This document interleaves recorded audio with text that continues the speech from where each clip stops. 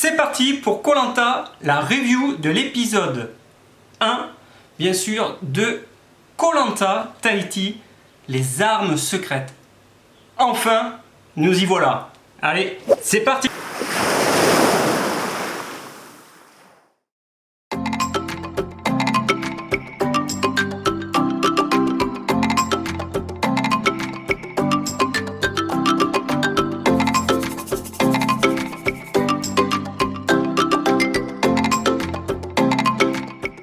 Qui va mouiller le maillot? Le maillot!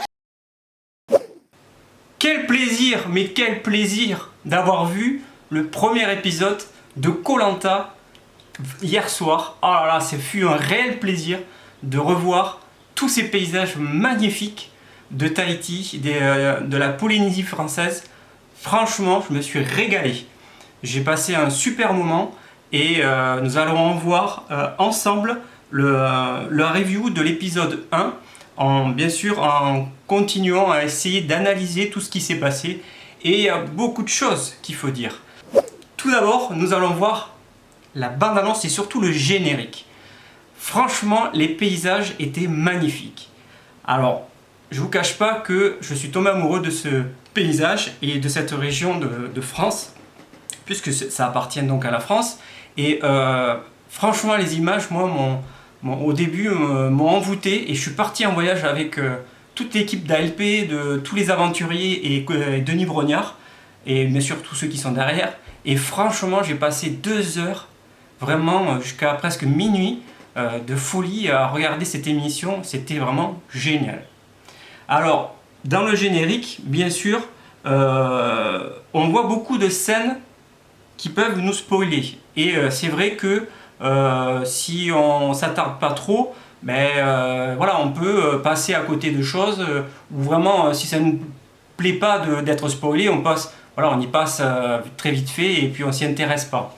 Moi, je fais partie des gens qui ne m'y intéressent pas parce que j'ai vraiment envie de vivre cette aventure à fond. J'ai juste noté un petit détail dans la bande-annonce.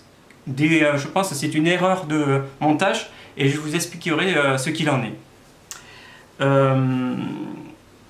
Ce qui m'a plu aussi, c'était la bande son, puisque dans la bande son du tout début, on entend vraiment la bande son qui a été montée en fonction de la région, en fonction de Tahiti. Et franchement, c'était vraiment génial à entendre cette musique derrière de Tahiti et de voir les gens qui pagayaient et qui criaient comme ils ont l'habitude de faire peut-être dans les courses voilà, de bateaux. Franchement, moi, ça m'a vraiment pas mis les poils, mais presque. Voilà. Et on voit aussi quelque chose de très intéressant, mais j'en reparlerai plus tard. On voit aussi que autour des Motus, autour de l'île où ils sont sur chaque camp, on voit quand même sur plusieurs images qu'il y a vraiment une faune marine exceptionnelle. Donc ça, je l'avais dit dans mes vidéos précédentes et ça s'est bien confirmé. Et on voit même des requins, voilà, on voit même des requins sous l'eau qui sont assez proches des candidats. Donc je ne sais pas si vraiment au niveau de la pêche, comment ça va se passer. Donc ça, pour l'instant, on ne le sait pas. Et comment ça va se passer aussi au niveau des jeux aquatiques. Parce qu'on voit dans la bande-annonce, et surtout dans le générique, des scènes où on voit des gens plonger. Bien sûr, c'est toujours à peu près la même épreuve. Et on voit des gens qui plongent pour aller chercher des choses au fond de l'eau. Je pense que c'est une partie de l'île où il n'y a pas de requins, voilà, où c'est quand même assez préservé. Et je pense que pour certaines épreuves, je pense qu'ils sont allés à cet endroit-là. Au niveau de la bande-annonce, je pense que c'était tout. Nous passons maintenant au tout début de l'émission, quand donc les candidats arrivent donc à l'approche des Motus et donc ils arrivent en pirogue. Et donc ils arrivent en pirogue et rejoignent donc Denis Brognard au niveau du Motu. Et de là, Denis Brognard va lancer la première épreuve qui consiste donc à faire un mini parcours et au bout duquel ils devront faire donc du feu en binôme. Et là, la première équipe, enfin le premier binôme qui réussit à faire du feu, c'est Hervé et Candice. La deuxième équipe, c'est Aurélien et Laetitia. La troisième équipe, c'est Jonathan et Laure. La quatrième équipe, c'est Magali et Flavio. La 5e équipe, c'est Marie, Vincent. La 6e équipe, c'est Sylvain et Arnaud. La 7e équipe, c'est Gabin et Maxine. Et la 8e équipe, c'est Thomas et Myriam.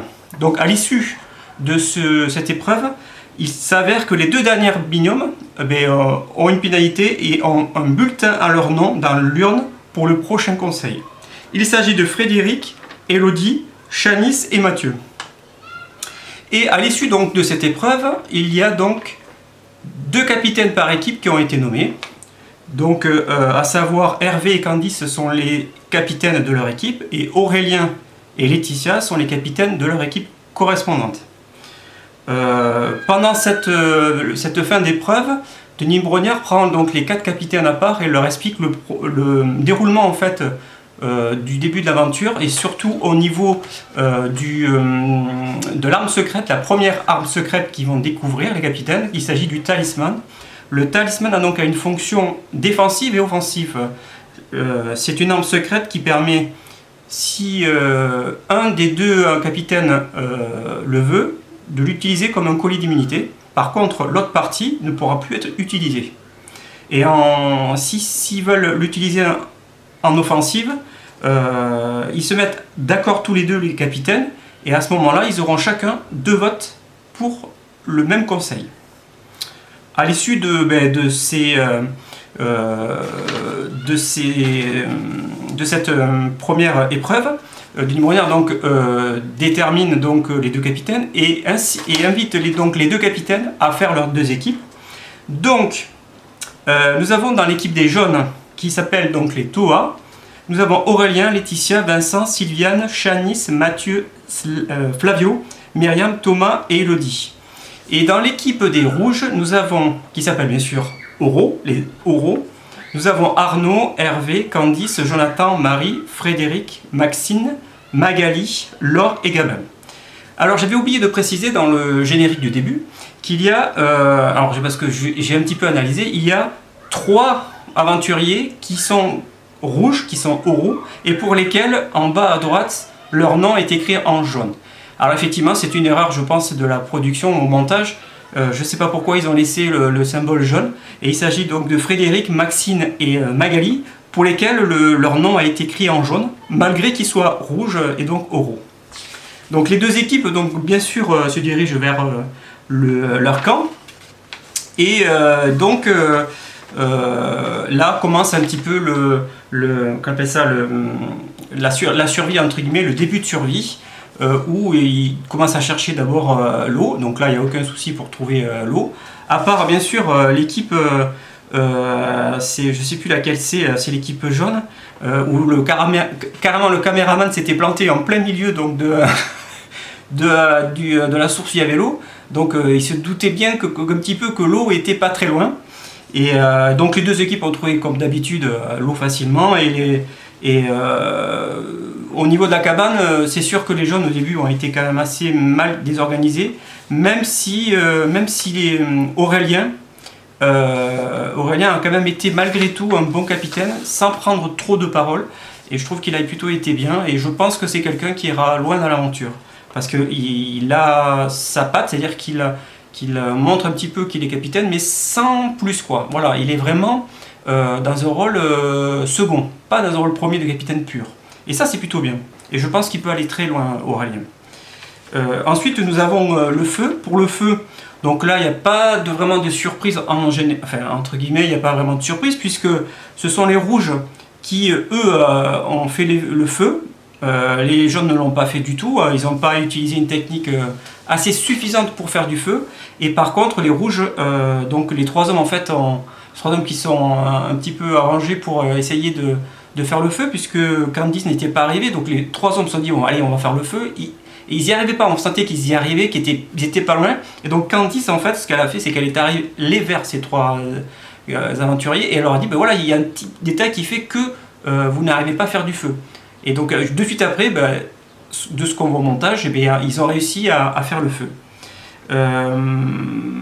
C'est tout ce que, voilà, au niveau du camp, il n'y avait rien d'autre de particulier à dire, si ce n'est que les caractères en fait commencent un petit peu à se montrer. Et ça va être intéressant de voir un petit peu comment va évoluer donc cette aventure, sachant qu'ils n'ont que 300 grammes de riz au total. Donc on peut se douter quelque part qu'une refonte des deux équipes risque d'arriver. Ça c'est une quasi-certitude. Donc à voir quand est-ce que cette refonte va arriver. C'est tout ce que j'avais. Ah oui, si quand même, j'avais un petit truc à dire au niveau de la survie. J'avais un petit truc à dire au sujet de Arnaud, qui nous a fait quand même quelque chose d'extraordinaire, et il a quand même un sacré goût d'aventurier, Arnaud, et parce qu'il a fait de la pêche avec un bâton pour pêcher une murène, et franchement, elle a failli le mordre, et franchement, il a vraiment beaucoup de courage. Ce sera mon coup de cœur de cet épisode, Arnaud, puisque je trouve que ça a été vraiment un début d'aventurier vraiment génial. Même si, pour moi, mon aventurier, c'est Hervé, quoi qu'il arrive. Après, vient l'épreuve d'immunité. L'épreuve d'immunité, où, bien sûr, c'est plus une épreuve de cohésion, pour essayer d'avoir, pour éviter le côté physique. C'est surtout d'avoir mesuré un petit peu la cohésion d'équipe, pour voir si ça s'entend bien, si la communication passe bien en fait. Et on voit quand même que dans les rouges, je pense que le côté physique, à mon avis, le même côté rouge et jaune, ça se joue pas à grand chose. On le verra de toute façon dans les épisodes qui vont suivre. Je suis sûr et certain que les jaunes vont venir, ça c'est sûr et certain. Mais en qualité de communication dès le départ et de stratégie plus ou moins d'épreuve, je pense que les rouges étaient plus au-dessus, c'est une évidence. Alors la difficulté qu'ont eu les jaunes en fait, c'est que Sylviane en fait, lorsque Elodie s'est blessée, parce que Elodie se blesse pendant l'épreuve, quasiment à mi-parcours à peu près, et Elodie est évacuée, donc ils enlèvent un rouge. À ce moment-là, Sylviane, en fait, il restait, je crois, 2 ou 3 aventuriers sur la plateforme, et Sylviane, à la fin de tous les aventuriers, se retrouve toute seule de l'autre côté de la plateforme, contre tous les autres en face, et Sylviane n'y arrive pas. Et c'est bien là le problème. C'est là qu'on voit qu'en fait, il n'y a pas eu un seul jaune qui ait compris qu'en fait Sylviane avait des difficultés sur ce type d'épreuve. Et quand j'ai revisionné l'épisode, on voit bien dès le départ qu'elle n'est pas à l'aise. On le voit, c'est vraiment c'est net. Et ils auraient dû laisser une personne derrière elle qui l'aide pour que ce soit beaucoup plus simple pour elle. Et là, c'est là où ça manque un petit peu, le manque de cohésion, surtout après la blessure entre guillemets d'Elodie, puisqu'elle est revenue après, puisqu'elle allait beaucoup mieux, mais on sentait qu'il y avait quelque chose qui s'était passé, un déclic qui s'était passé dans cette équipe jaune, et du coup ils s'étaient un petit peu démotivés et désorganisés un petit peu entre eux. Et de suite ça n'a pas loupé, puisque Sylviane s'est retrouvée toute seule, et elle est retombée dans un cercle vicieux où elle n'y arrivait pas, et donc bien évidemment les jaunes ont perdu et les rouges ont gagné donc cette épreuve d'immunité. Les jaunes donc ont été convoqués à l'épreuve au conseil pour bien sûr éliminer une personne de leur équipe. Bon, il n'y a pas photo hein, au niveau des votes. Sylviane donc a été éliminée. Il s'agit de la bordelaise, bien sûr, ça me fait quelque chose puisque c'est une bordelaise. Mais on a senti que dès le départ, sur cette épreuve-là, je pense que sur une autre épreuve, elle aurait été vraiment très forte. Au niveau aquatique, je pense qu'elle aurait été très forte. Manque de bol, elle est tombée sur une épreuve où justement c'est quelque chose qui lui correspond pas forcément. Et elle-même dans sa vidéo de fin où on voit son interview lorsqu'elle est éliminée, on voit, elle dit dans le camp j'étais dans la retenue, donc on voyait bien qu'elle n'était pas elle-même en fait. Et c'est ce qu'elle dit, je n'étais pas moi-même. Et elle se retrouvait un petit peu être la plus ancienne en fait sur le camp, et elle disait qu'elle avait de la retenue par rapport à tous les jeunes avec qui elle était, et donc forcément c'est pas facile pour elle de se retenir et de laisser la parole aux jeunes. C'est pas facile, je reconnais. C'est une année où il y a beaucoup de jeunes, et je trouve que sur le camp, pour l'instant, il se débrouille pas mal. On va voir au niveau de la nourriture. À noter aussi quand même que les rouges ont fait de la pêche et donc n'ont pas entamé le stock de riz. Ça c'est plutôt bien. Moi je trouve que ça c'est plutôt bien qu'ils aient pas entamé le riz, le jaune. Ils ont le feu, ils ont une pseudo-cabane. Ils ont réussi à avoir du crabe et du poisson, des petits poissons, donc ils sont quand même dans la survie et ça c'est pas mal. Et revenons aussi à notre petite stratégie pour l'élimination de Sylviane. C'est la première fois, moi, où on parle déjà dès le premier épisode de vraiment stratégie de gars, d'hommes, et on voit déjà des hommes qui font des stratégies par rapport aux femmes. Et comparé à la saison dernière, c'est vrai que c'est un peu surprenant et on voit déjà dès le départ, on voit que la saison dernière n'aura rien à voir avec cette année. Ça, c'est sûr et certain, elle n'aura absolument rien à voir. Et c'est ça qui me plaît. On va avoir quelque chose de nouveau dans cette émission. Et pour les 20 ans, je trouve que c'est quelque chose vraiment de génial. Moi, c'est vraiment quelque chose que j'attendais avec impatience. Alors, je voulais aussi parler de mes coups de cœur et bien sûr et des choses qui me plaisent un peu moins. Voilà, après on va parler un petit peu de ce qui me plaît et de ce qui me plaît un peu moins aussi. Et du coup, mon coup de cœur, ça sera pour Arnaud. Voilà, franchement Arnaud, je te félicite déjà de ton début d'aventure.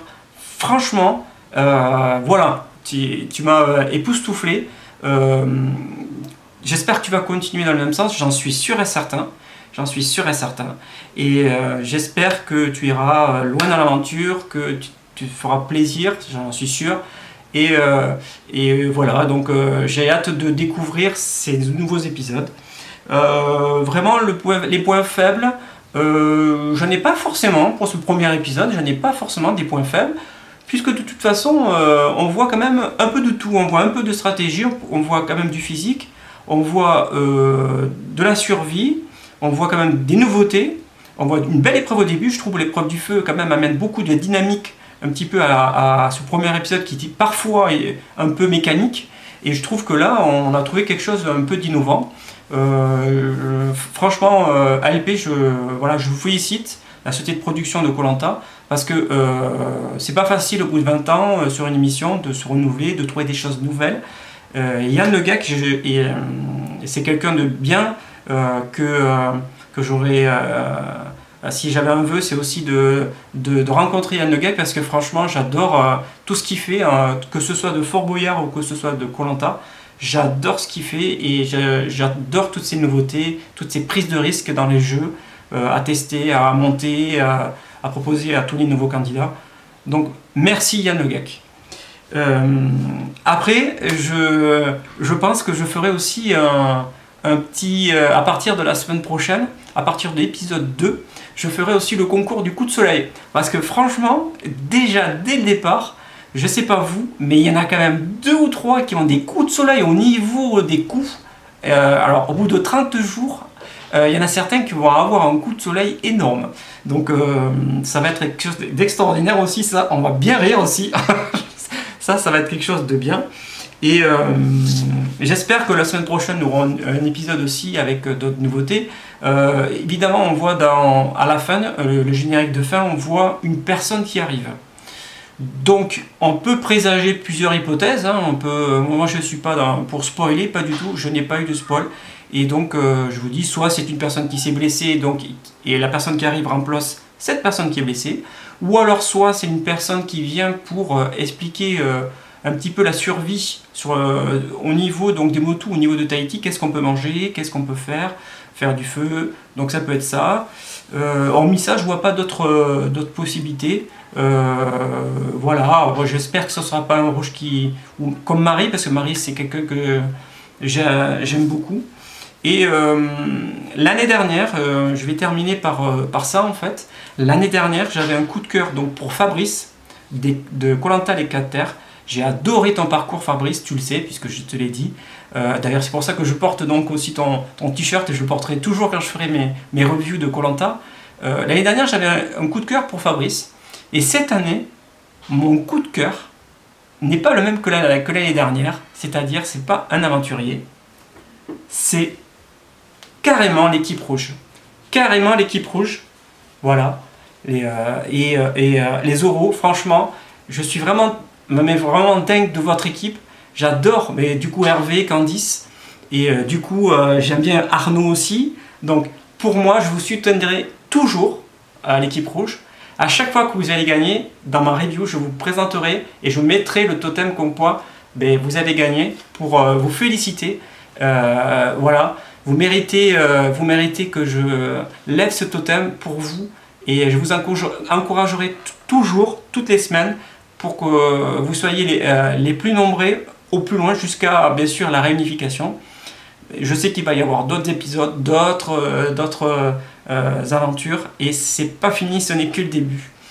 Donc globalement, je suis assez très content de ce premier épisode.